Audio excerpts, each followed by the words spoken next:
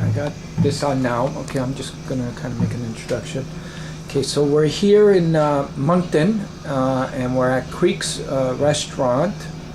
And before we did this mission, before we started the campaign, one of our sponsors, Multimedia Nova, which is an Italian publication of newspapers, and they've been doing the print thing, the newspaper thing in the Italian community now for 50 years. They wanted to do some kind of tour across Canada and to see exactly where all the Italians are, or if there's any outside of Toronto, and what's going on with Italians living in other places. And so I never thought in a million years that here I am in Moncton and I'm talking to an Italian girl. And her name is Tina, and if you could just introduce yourself with your name and then the background, like how you arrived in Moncton, that would be great. Okay. My name is Tina Santucci Lassard. Lassard is my married name, and Santucci comes from my family that originated in Italy.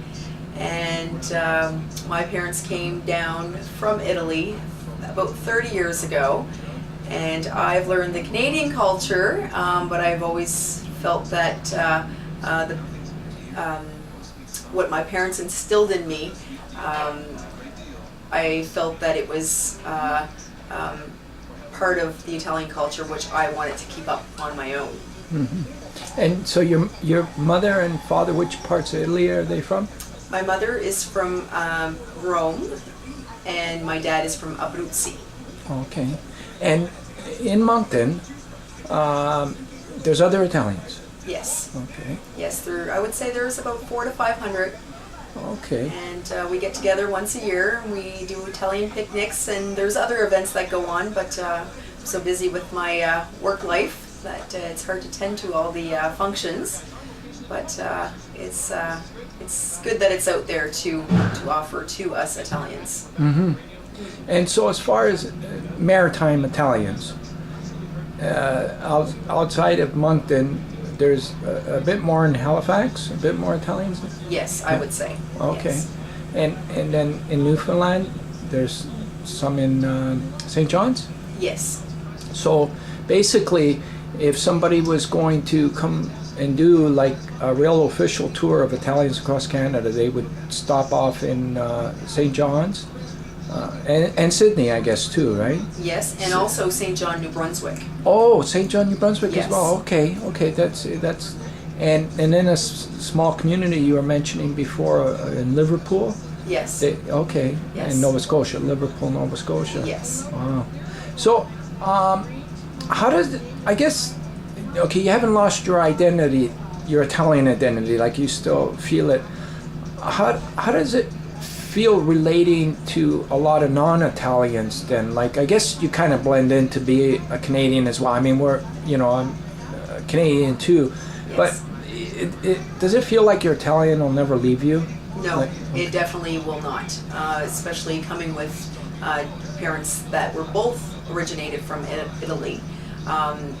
They've instilled that into me, and I love the culture, and I would never ever forget about it. It's something that will be with me for life. Just the respect that you get from one another and the closeness of the family. I don't see that too much in Canadian families. Maybe I haven't seen complete Canadian families, but from what I've seen, definitely the closeness from the Italians, it's amazing. Yeah. It's amazing. Whether you're family or friends that are Italian, they become family. Yeah. It's very important. And your mom and dad, they still have like that beautiful broken English. Oh, definitely, Yeah. definitely. My mom speaks very little English, complete Italian. My dad, over the years working in Canada, developed a lot more English, but it's still broken. Mm-hmm. Yeah. Was there any difficulty being raised as an immigrant child, or your family? Did they go through any difficult because being an immigrant, Italian immigrant was? It was a culture shock for them. living in Italy, it's completely different from living here in Canada. They had a lot of adjustments to do, and the biggest thing for them, from what I understood, was the language barrier. Mm-hmm. But how was it like with the rest of the community?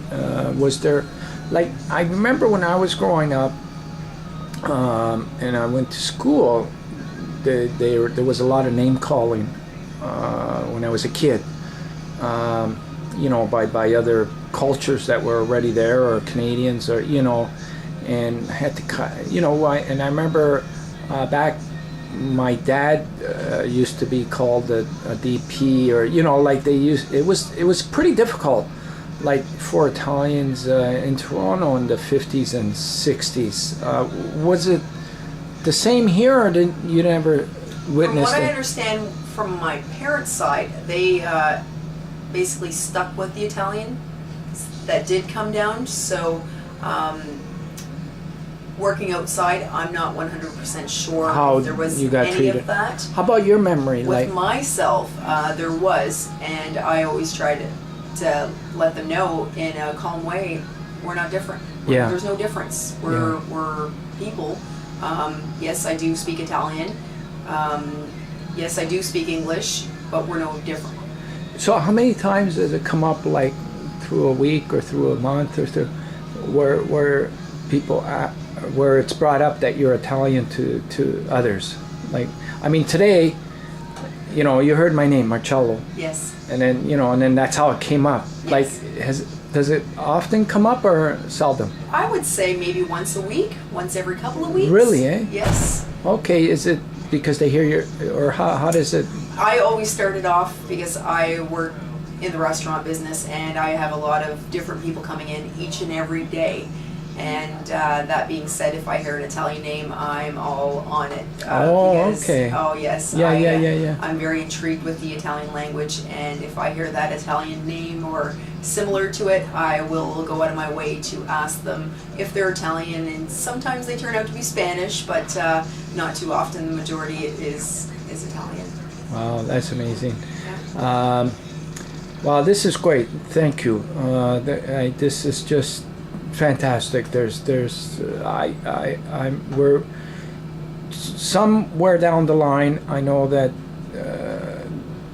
because there's such fascination with the Italian Canadian history, and this somehow is going to fit in there somewhere. I don't know how yet, but it will. So thank you, Tina. Thank you for meeting you and everything. Thank you. Likewise, George. Okay.